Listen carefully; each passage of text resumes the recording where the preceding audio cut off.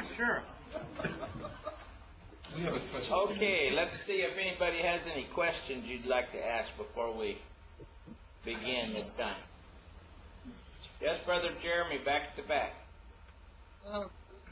We talked about the parchment that was used during the Old Testament and then later Right. parchment, the New Testament. How would those have been different from one another? Not at all, except for maybe the format of the book. The format of the books changed as time went by, from being a scroll to a codex, but the material was the same. It's like if you take a piece of paper like this, and you take another piece of paper like this, and you take another piece of paper like this. This is called a quire, Q-U-I-R-E, of pages, a stack of pages. If you fold that stack of pages over like this and fold it at the back, okay, you've got one quire of pages. If you do that again and fold another one over, just like this one, stack it on top of this one and sew it together at the back, you've got a multi-quire codex. So in the early New Testament time, second, third, they began to use codices, books in this form, instead of biblions, biblia, scrolls. So they put the parchment in a different format instead of sewing it end to end together. Like seeing a scroll, they'd take a sheet of parchment like this, and they would sew it end to end to another sheet like this. And they'd take that one and they'd sew it to that end like this, and then they'd roll it around the scroll. So that was one way of doing parchment. The other way was taking the same sheets of parchment and just making a quire and a codex out of it. The codices, the manuscripts of the New Testament, are called single quire codexes. Those are old ones that before they got to sewing multiple quires together, and then multiple quire codexes or codices. C-O-D-E-X, codex, is the word which means a book form. Like we have, this is a codex form right here. But the scroll form, same material, different form. Jess, you had a question. Yeah, I guess I'm a little bit confused about the Aramaic. You said that Daniel and Ezra had the largest portions. Now, if the reason was because people couldn't understand Hebrew, I guess I'm just confused as to why the whole book wasn't written in Aramaic. Is it just like, here's a section of Aramaic, or is it just interspersed throughout it? No, it's like, for example, if you go to the book of Ezra for a minute, while the temple is being built,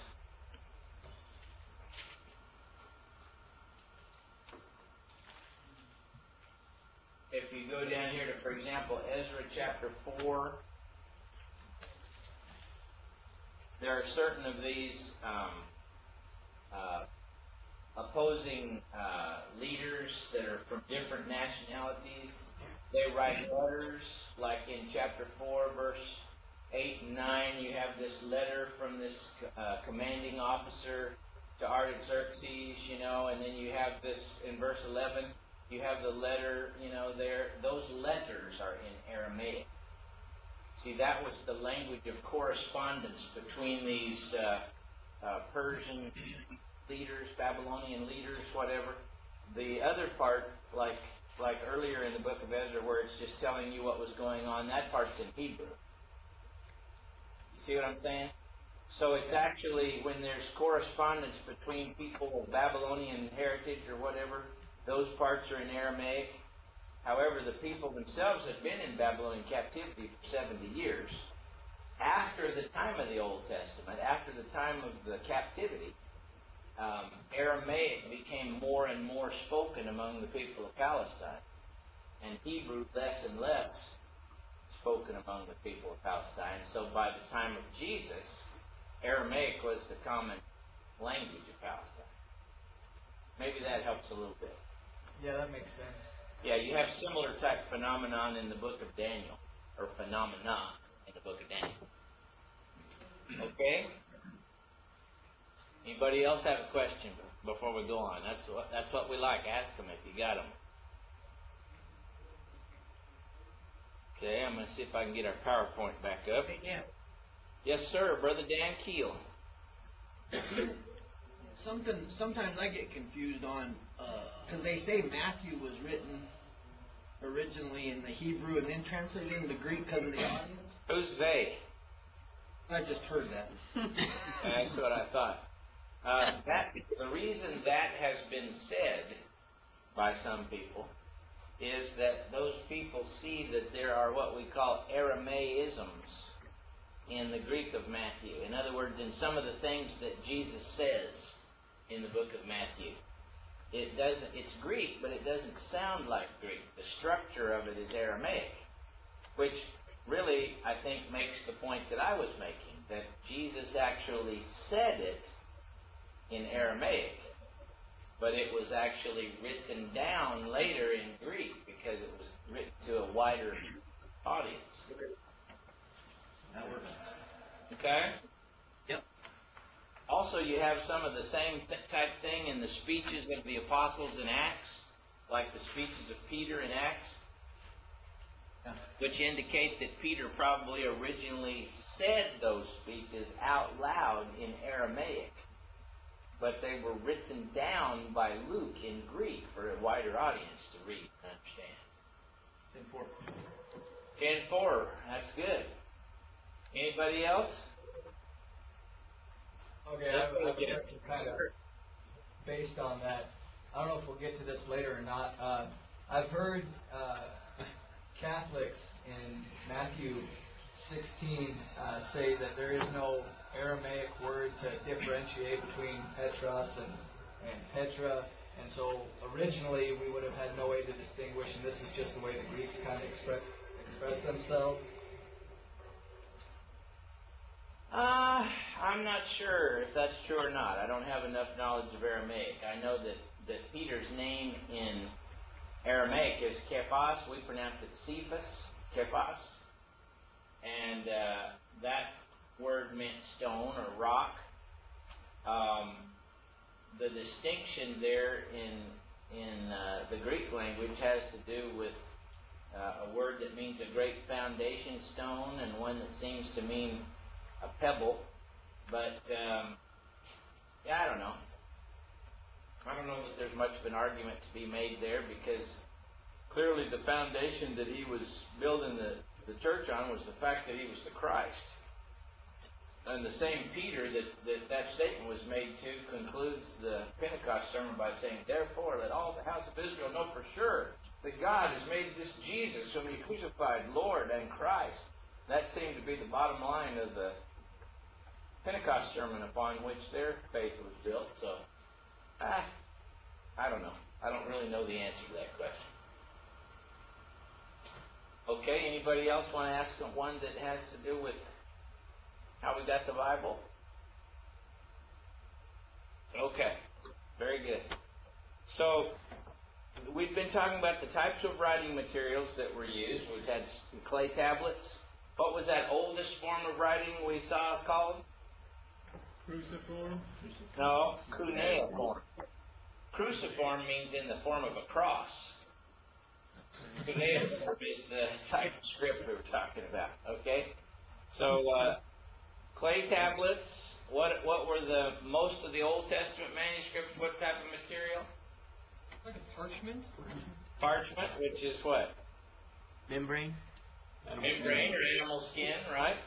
And what was the other type of material that some of the early New Testament manuscripts written in? Papyrus. Papyrus. Papyrus. Okay? Now this is one of the famous manuscripts that is in the British Museum of the Hebrew Old Testament. You can't see it very well. It's in codex form. This manuscript, called the British Museum Codex, is a manuscript of the Old Testament dating from about 1000 AD. 1000 AD. So this is an Old Testament manuscript dating from about 1,000 years after Christ, hand-copied, handwritten, in the form of a codex. Okay? Up until the 1940s, our Old Testament was based on manuscripts like this one. We call it a Masoretic manuscript because of the group of scribes that produced it in the medieval years. They were called the Masoretes, Masoretes. The Masoretes were a group of scribes following a particular scribal tradition, which is called the Masorah, M-A-S-O-R-A-H, Masorah. And the Masorah was the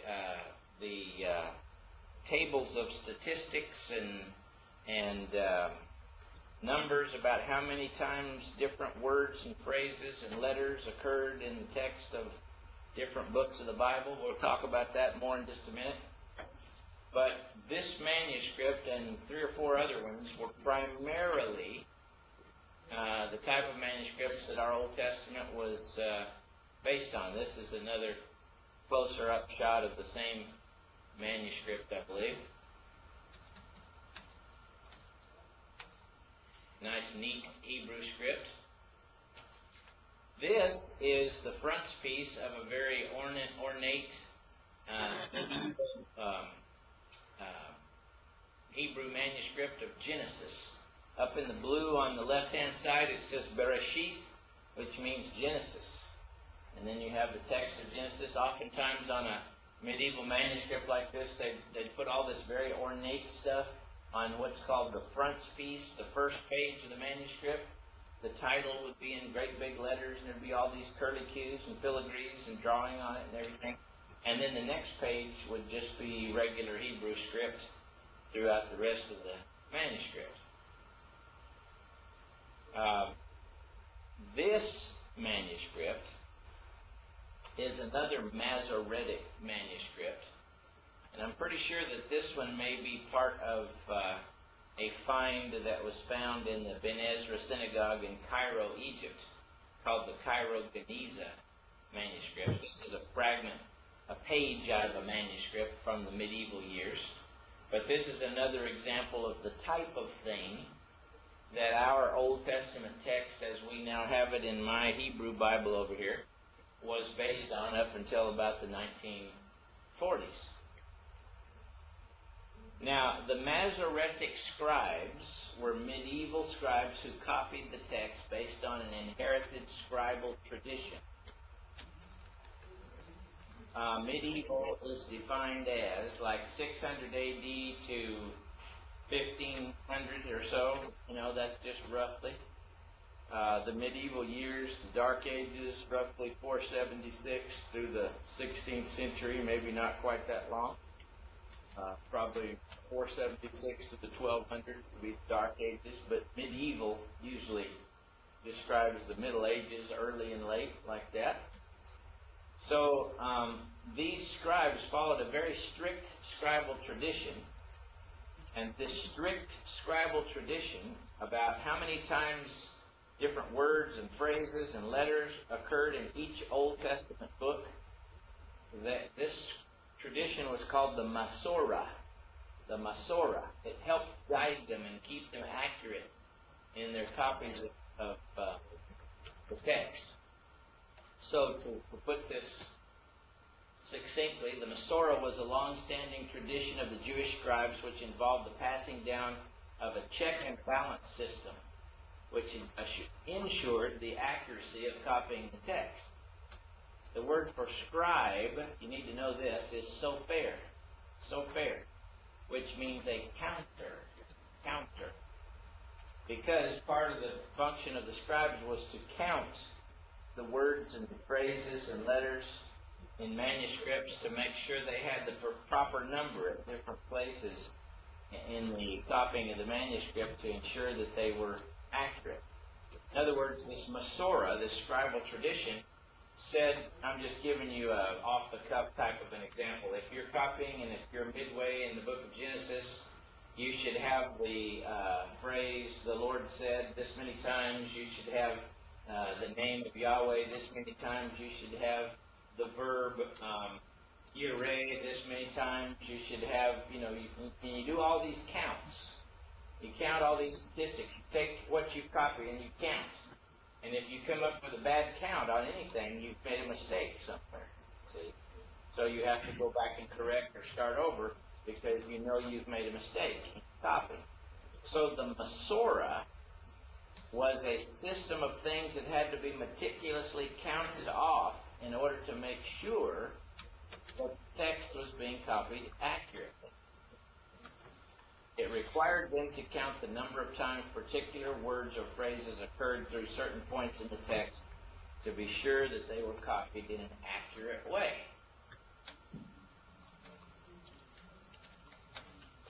The word sofer in the Old Testament, this is the word for scribe.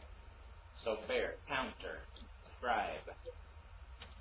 The Bible says that Ezra was a sofer. He was a scribe. See?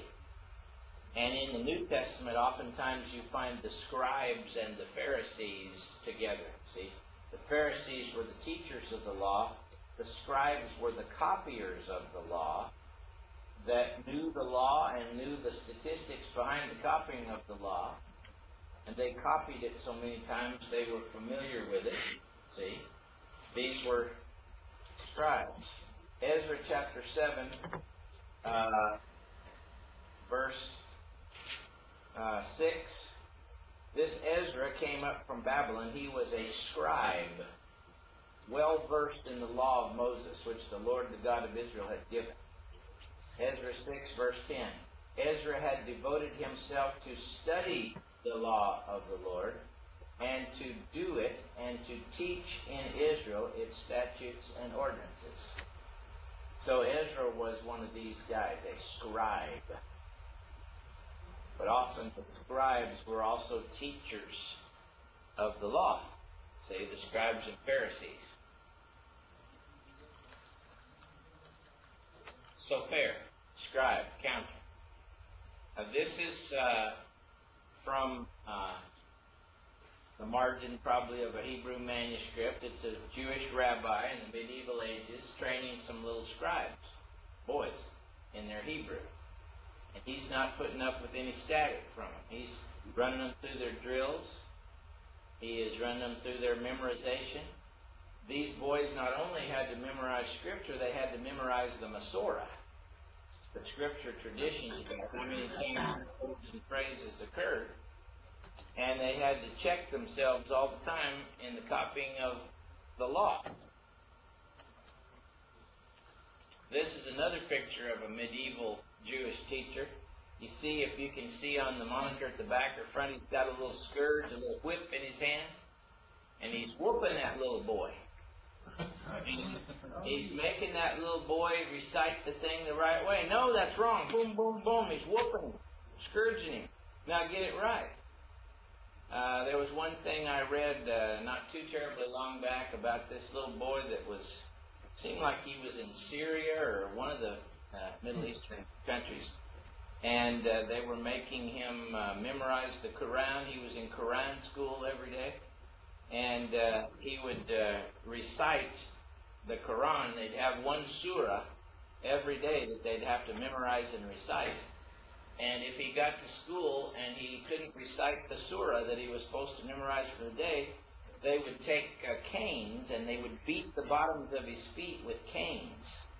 They would whip the bottoms of his feet in punishment for not memorizing that particular surah for that day. Well, this is a similar mentality that you had going on in the training of these boys that were scribes. They didn't put up with any static out of these boys. If they wanted to be scribes, they hit the bullet and they got put through the paces and they worked on their script and they memorized their scriptures and they memorized the Masorah and they learned how to write their letters and do it properly, and they did their business right. See, they were very strict about this. See, this is the kind of mentality we had into copying and recopying of Old Testament scripture. It was a very serious thing to them to guard the text of the Old Testament.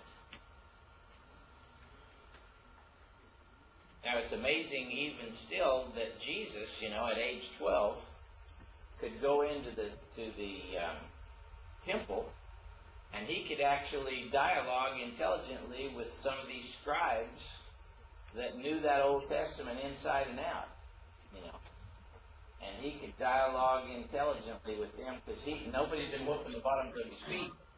But he voluntarily had been studying the Word of God, and he knew what was going on pretty well. People said, whoa, where'd this kid come from? He knows what's going on. Now, oftentimes, the Masorah, M-A-S-O-R-A-H, was included in manuscripts of the Bible in the artwork. If you look carefully at this picture, you'll notice the Star of David there. But if you could get up close to it and look with a magnifying glass, you would see that the star is actually made out of Hebrew words and letters. And if you look at the design that's on the outside, that other design is also made up of Hebrew words, so forth. Inside of the design are the statistics that have to do with that part of the manuscript. So the scribal tradition, the Masorah, was copied along with the manuscripts, either in artwork, sometimes, or in the margins of the manuscript, other forms, at other times. This one, you've probably got some of the Masorah up at the top there, written in the margin. This is the Leningrad Codex of the Hebrew Bible, dating 1008 A.D., and you've got some little notations in the margins in between the columns. This type of thing is where they made notes of the statistics of the Masorah. You do need to write down, by the way, the Leningrad Codex as one of the main manuscripts of the Old Testament, Masoretic manuscripts. When we say Masoretic manuscripts, we're talking about late medieval manuscripts copied by the Masoretic scribes. Hebrew manuscripts.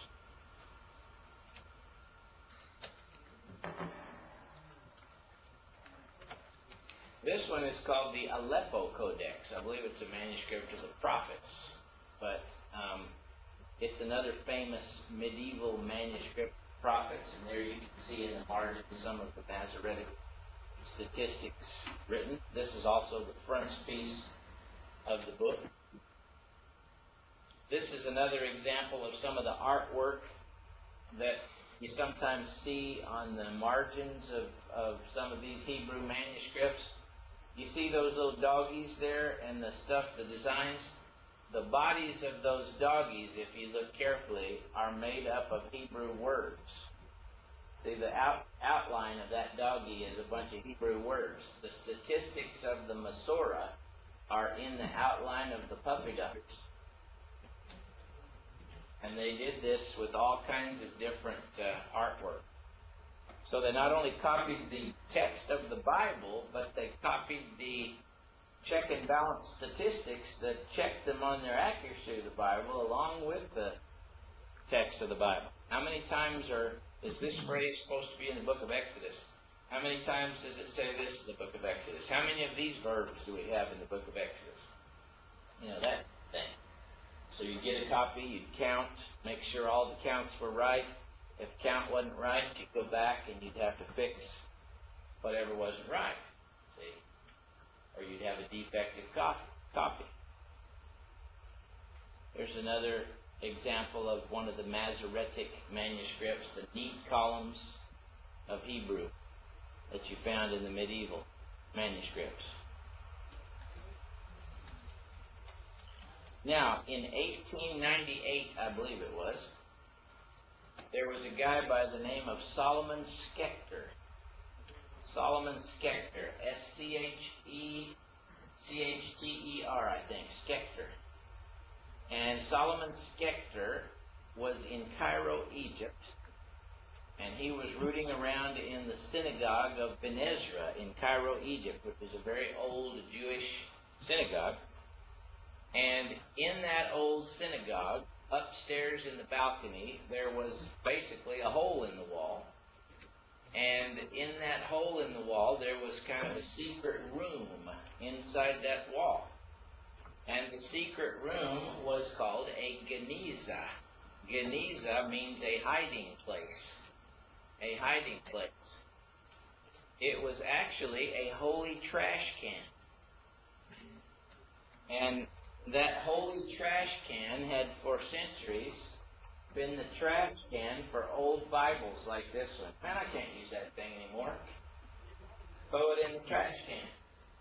And so old Bible manuscripts for centuries had been chunked into the geniza, the trash can for Holy Scripture, see, and hidden back there. And Schechter discovered around 22,000 fragments of manuscripts from the medieval years that were stuck back in this geniza, the trash room for old Bibles. The Bible graveyard, you might say. Did you say 22,000? Yes, 22,000 fragments of manuscripts. Now, see, we had all these, previously we had these manuscripts like the Aleppo Codex and the Reuchlin Codex of the Prophets and the Leningrad Codex, and these were like dating from 1000 and from, 1100 AD and in that neighborhood, maybe one of them from 9 something or other, but pretty much in that category. Now we've got this big chunk of fragments from the medieval years of manuscripts, most of them still dating in the late medieval years, though. See, but he's finding these in 1898, and some of them have been hiding in there for many centuries in this Cairo Geniza. So he goes back to, I think it was Cambridge University, and he roots through all these things, and see, that's the Cairo Geniza fragments there, and him trying to study these different fragments and compare them to the manuscripts that we had, and this expanded somewhat our knowledge of the Hebrew text of the Old Testament. So we had the Masoretic manuscripts like the Leningrad Codex and the Reuchlin Codex and the Aleppo Codex, a handful of those. And then we had the Cairo Geniza fragments, which were basically the same text as the Masoretic manuscripts, see. All of this gave scholars a pretty good feel that, yeah, these scribes were really, really working on accuracy. They really checked themselves. They really did a good job of consistently copying this. The problem with all of these manuscripts was they were so late in date. None of these, including the Cairo Geniza fragments, dated very early. This manuscript is one of the fragments from the Cairo Geniza, 10th to the 12th century. Yeah, but, okay, so right now, what is it, 21st century? So let's say it's 1,100 years old. But Moses wrote the Pentateuch 3,400 years ago, 3,500 years ago. So that leaves about 2,000 years in time where we don't have anything. So what happened in that first 2,000 years? See, that's kind of where we were scientifically at this point in the 1940s. There's another example of a typical Masoretic manuscript from the medieval times with Masorah written in the margins. There's another one. This is the type of thing that looks like the text of a printed Hebrew Bible almost, very meticulously handwritten. There's another one from the medieval time. You see the Masorah written in the little margins up top and around the sides and everything. There's another real ornate medieval manuscript of the Bible. I think this may be what's called the Lisbon Bible. It's a later medieval Hebrew Bible manuscript. But in 1947, at a place called Qumran, Qumran. At the northwest corner of the Dead Sea, some shepherd boys chasing their goats found some old jars in some caves. And those old jars were full of old Bibles, old manuscripts, and other books of a library that came from an actual community of Essene Jews that lived at a place called Qumran there on the northwest shore of the Dead Sea. Since that time, Qumran has been big news in the study of the Old Testament. We have discovered that there was a community there in the 1st century BC and in the 1st century AD. This community of Essene Jews kind of withdrew from society. It was sort of like a Jewish monastery almost. People that had their own little commune going out there. They were very serious about the Old Testament scriptures and the prophecies and all this kind of stuff. They believed that there was kind of a war between the sons of light and the sons of darkness. They believed that a figure was going to come in the future called the teacher of righteousness, and that the teacher of righteousness would reveal to them the hidden spiritual meaning of the Old Testament. That's kind of interesting, isn't it? Because that's exactly what Jesus did when he showed up. You know, he revealed to them the hidden spiritual meaning of the Old Testament. There are actually immersion pools at Qumran where they immerse themselves for purification purposes. Also, it appears that they practiced immersion there as an initiation into the community, which makes us think about people like John the Baptist and stuff. But the Dead Sea Scrolls, the Qumran Scrolls, or the Dead Sea Scrolls, included not only documents that were Bible manuscripts, but also the documents of that community, their own writings, their beliefs about the Old Testament, the commentaries they wrote on Old Testament books, etc. A lot of these things can be found in the Dead Sea Scrolls. So it's not just Bible manuscripts that were in this library, but other things as well. So in the 1st century BC, maybe even further back, and the 1st century AD, this community of people lived here. In AD 68,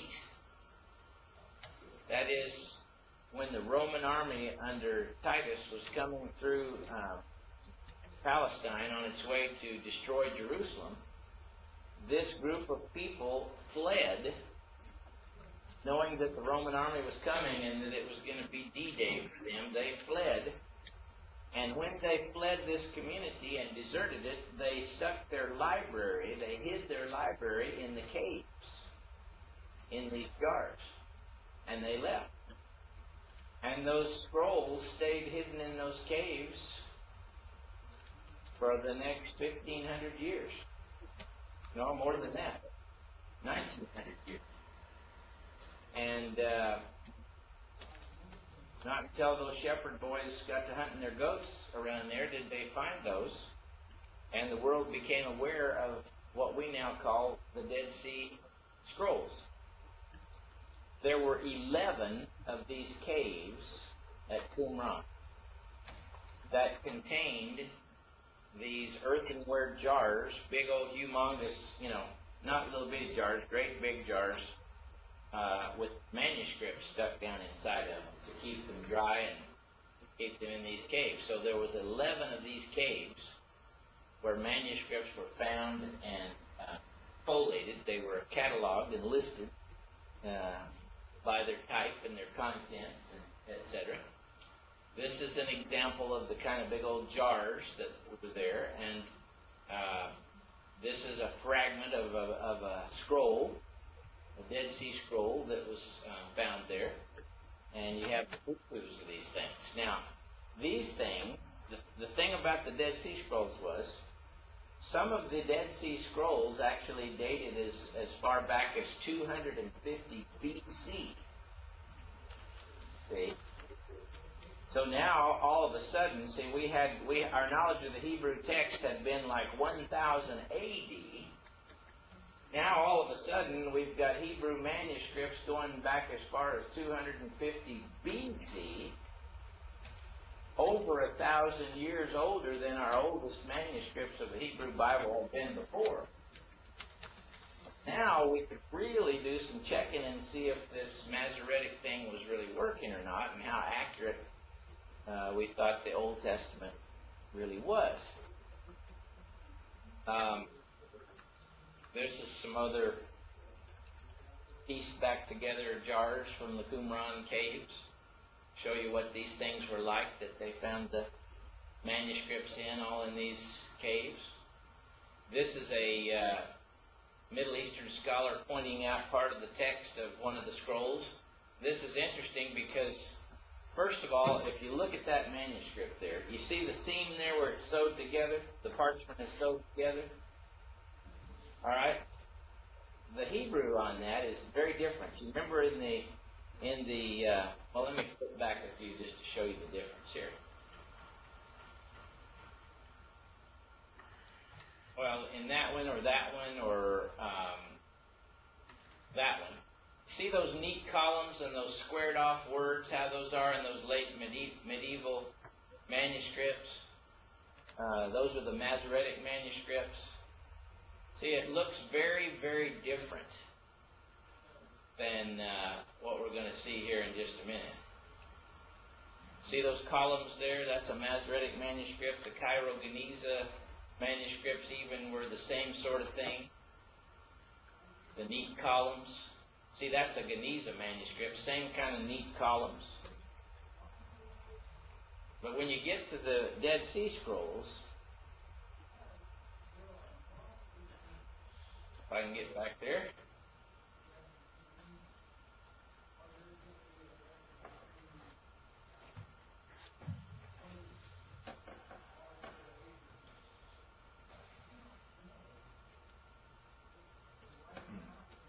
When you get to the Dead Sea Scrolls, you see that the Hebrew is written in wide swaths all the way across the page. And it's not that blocky kind of printed Hebrew. It's more of a scrawled Hebrew, and it's hanging below the lines. It's very different. This Hebrew in the Dead Sea Scrolls is called Paleo Hebrew. Paleo Hebrew. It's an older version of Hebrew. It's an older form of the writing of Hebrew. The letters are actually made in a more ancient way than the letters in Masoretic text. And people that study these manuscripts and then look at a printed Hebrew Bible, the letters are very different. Just like the letters in early Greek manuscripts evolved and became very different the way they looked in the later Greek manuscripts. So the Dead Sea Scrolls were not only an older stage of the Hebrew language, but they took the text of the Hebrew Bible back over another 1,000 years for comparison purposes. Excuse me. This is the entrance to one of the caves. And of course, since all the interest has been there, the Israeli government has gone in there and maybe fixed up the floors and made it easier for people to go inside and so forth. But this is the entrance of one of the caves at Qumran. This is the entrance to cave number 11. Like I said, there were 11 different caves in which manuscripts were stored and found, and they've been taken out and unrolled and photographed and categorized and studied, and etc. This is an example of just the contents of cave number 4. Now see, you had 11 of these caves. And cave number 4, for example, there were 11 manuscripts of Genesis in that one cave. There were 11 different manuscripts of Exodus. Now remember, Brother Dan Keel, that at that day and time, it was not just a book like this with all the books in it. It's each individual scroll, like a scroll of Genesis, maybe you had a pile of scrolls of Genesis, and then a pile of scrolls of Exodus. So they're separate. And this is the way they were, and they were the scrolls in the box, but they were all separate. See? So, when you're studying manuscripts from Qumran, or when you're reading about them, let me show you here just a minute. We'll have to turn our Elmo back on.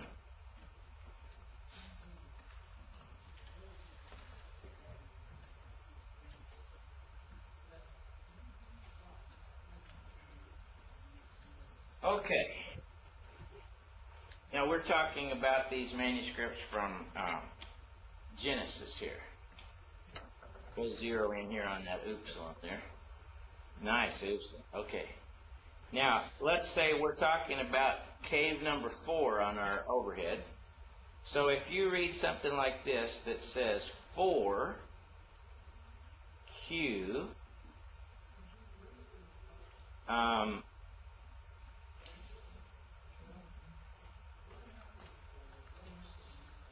4Q Genesis A. All right, what that means is cave number 4 at Qumran, it was a manuscript of the book of Genesis, and it's the first manuscript of Genesis catalog, so it's designated manuscript A. Now see, there were 11 Genesis manuscripts. So the next one would be 4Q Genesis B. See what I'm saying? Cave number 4, Q for Qumran. It was a manuscript of Genesis, and it was the second manuscript cataloged of Genesis. Then you'd have 4Q Genesis C and 4Q Genesis D, and on the way down the line there. See what I'm saying? You with me? So what does this mean right here? If I said 1Q, what does that mean? First cave. Yeah, first cave at Qumran, manuscript of Isaiah, and it's the first manuscript catalog of Isaiah in cave number 1. See? So that's the way you reference manuscripts of the Dead Sea Scrolls. And that will come back to haunt you at a later time, what those things mean. So when you're reading along and you see something like that and something you've read, you say, oh yeah, I know what that is. Okay?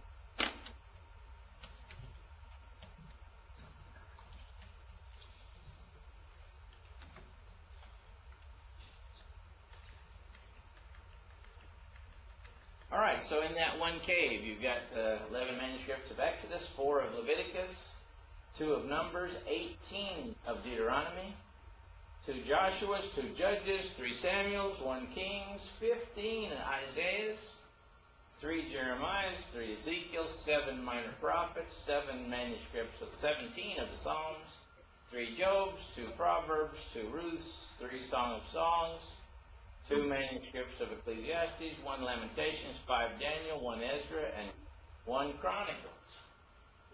Now that's just one cave, and then you go in the next cave, and there's a whole bunch more of them, you know. So this is kind of the way they found these things.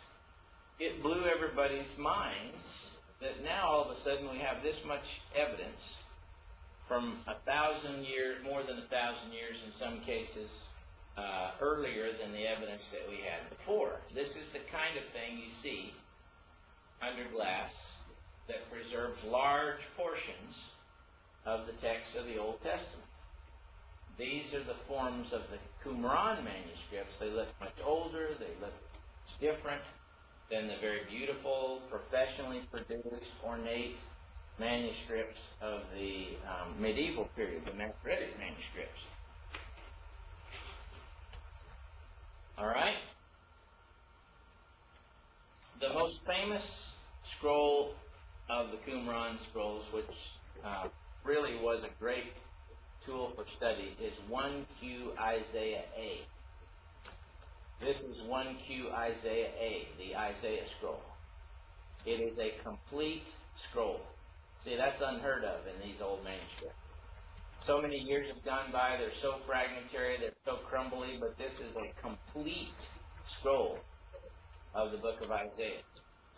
which totally blew scholars away, because when they compared the Isaiahs that they had in the Masoretic manuscripts and looked at this Isaiah, they were virtually identical. And so they said it's uncanny, the accuracy with which these scribes transmitted this stuff over 1,000 years. So the fact that the Dead Sea Scrolls have proved the uncanny, meticulous accuracy of the scribal tradition in copying manuscripts. This is one of the primary reasons that we truly believe we have accurate copies of the Old Testament text, because not only do we have the Masoretic text, beautiful professional manuscripts, but we also now have the Dead Sea Scrolls to compare those with. And when you read a modern Hebrew Bible, this is where the modern Hebrew Bible comes from. So you don't just wake up one day and here's the Hebrew Bible. The Hebrew Bible is the product of what's written on these manuscripts.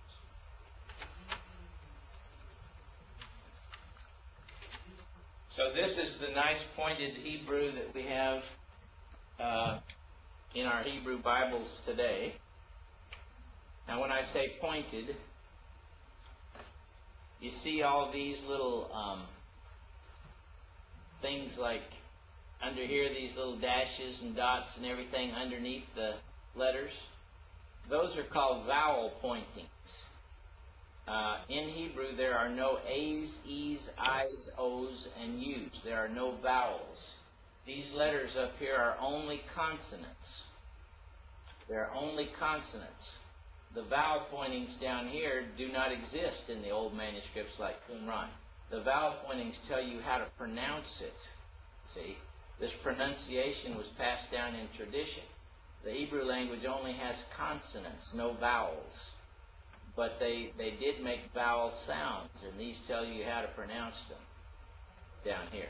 So the modern Hebrew Bible has the pointings that we get from the time of the Masoretes and later, and then down in the bottom, just like in the Greek New Testament, you have the textual apparatus that tells you about manuscripts, and if there is a variant reading in some manuscript, it tells you about those manuscripts, see?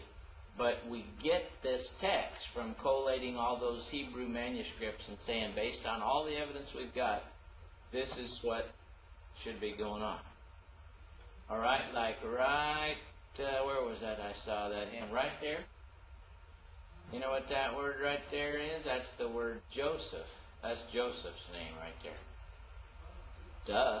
You could have fooled me. But that's what that is. Okay. Joseph.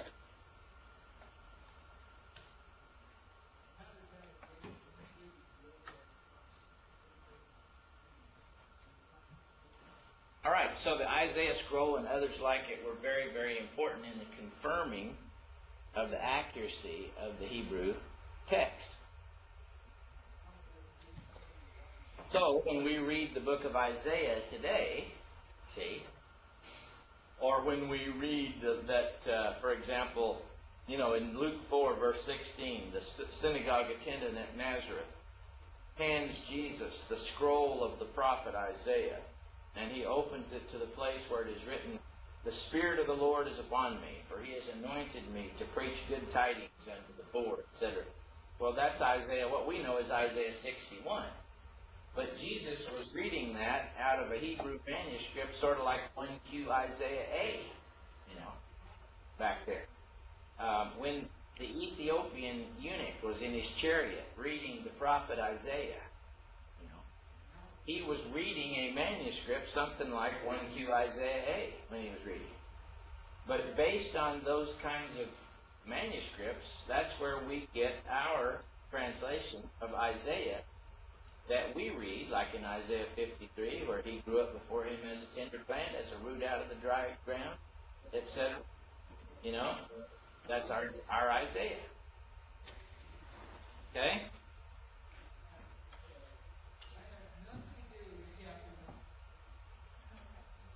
Now, not only were there Hebrew Bibles that we have found, not only do you have the Masoretic manuscripts, the great manuscripts of the late medieval time, like the Leningrad Codex, the Rutland Codex, the British Museum Oriental.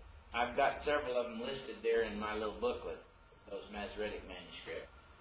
But then we had the Dead Sea Scrolls, see, and the Cairo-Gizeh fragments. All of that is evidence for the Old Testament in the original language, Hebrew. But there are also versions of the Old Testament. On the left-hand side of your screen, you see the Syriac version of the Old Testament.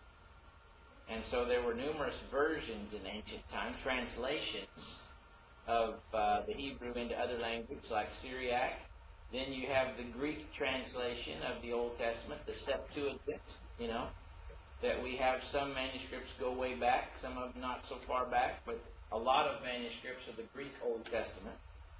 So not only do we have Hebrew manuscripts, but we've got Syriac manuscripts, Greek manuscripts, other languages of the ancient times. We have manuscripts of the Old Testament as well. Manuscript still meaning handwritten copies of translations or in the original language.